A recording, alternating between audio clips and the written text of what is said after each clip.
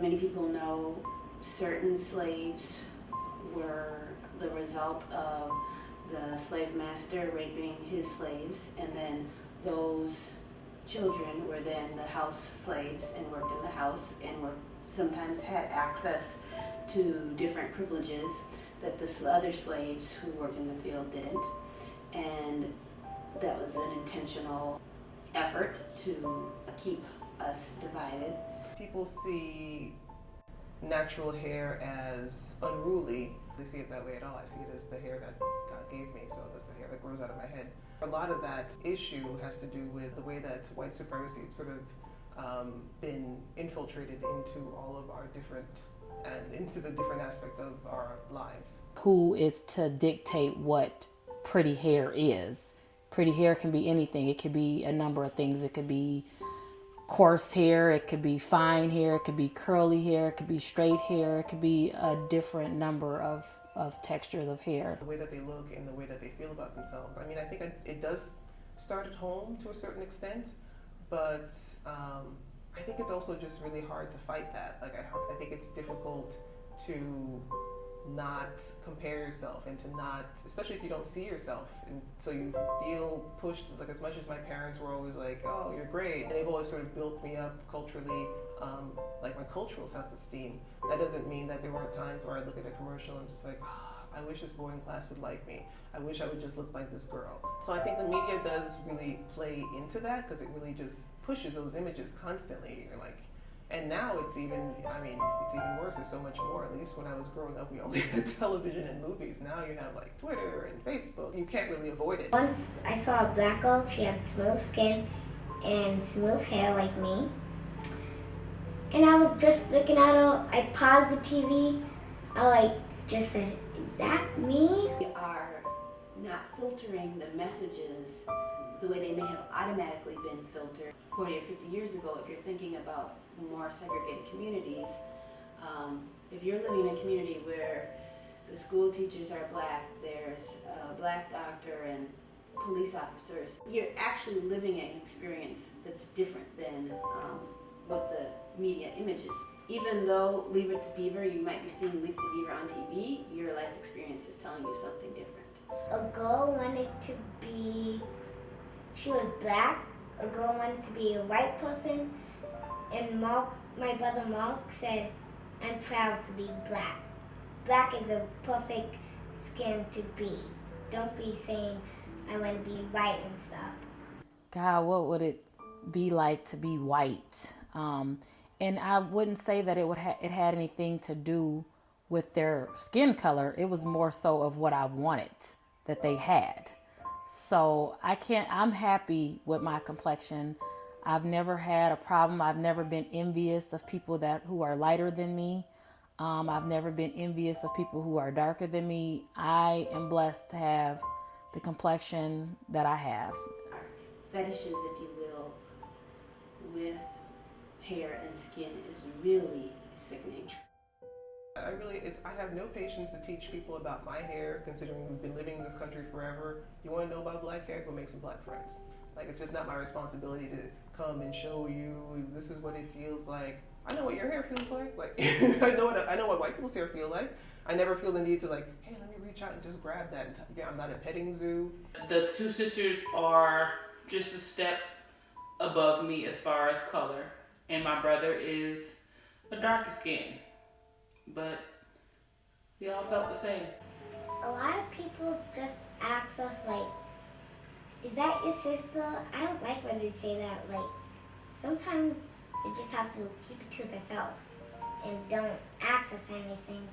Because me and my sister are good sisters. I don't care what color she is. I'm proud that she's my sister. And so what's important for me with my children is that they never make distinctions in terms of value on a person's skin tone and hair texture. So if they were to say something like good hair or something like that, they would be corrected. One of my children one time was commenting on, oh, it's the light-skinned crew, because the people in our family who were home happened to be the children and the adults with lighter skin. And so that was a really strong teaching moment for me that I don't know what you're talking about. We're not doing this. We're all the same. We're all smallers.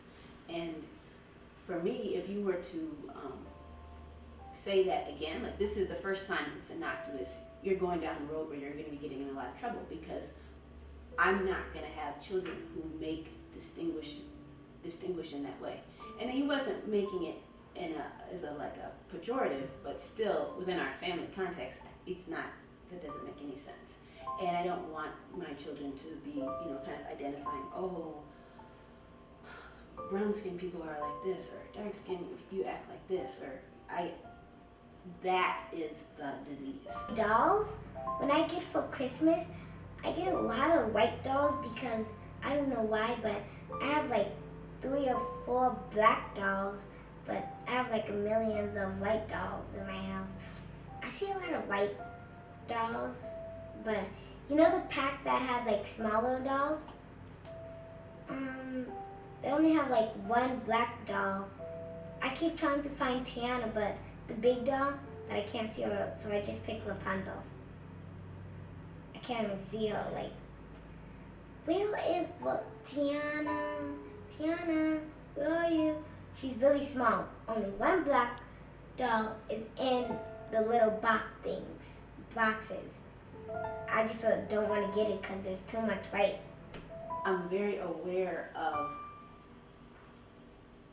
the kind of acceptance or perhaps preferential treatment that happens with white people and also with black people. Since I'm aware of it, I try to actively not allow it to affect my behavior, but there is a piece of guilt or something that I'm getting access to something for nothing that I've done. Like, it's beyond my control, and I can see that someone else is not getting access for the same reason, nothing that they've done. Meeting her for the first time, she was telling me, she was like, you're so beautiful. You're such a beautiful girl. It's like, you don't even need makeup. You don't need anything. You're such a beautiful girl.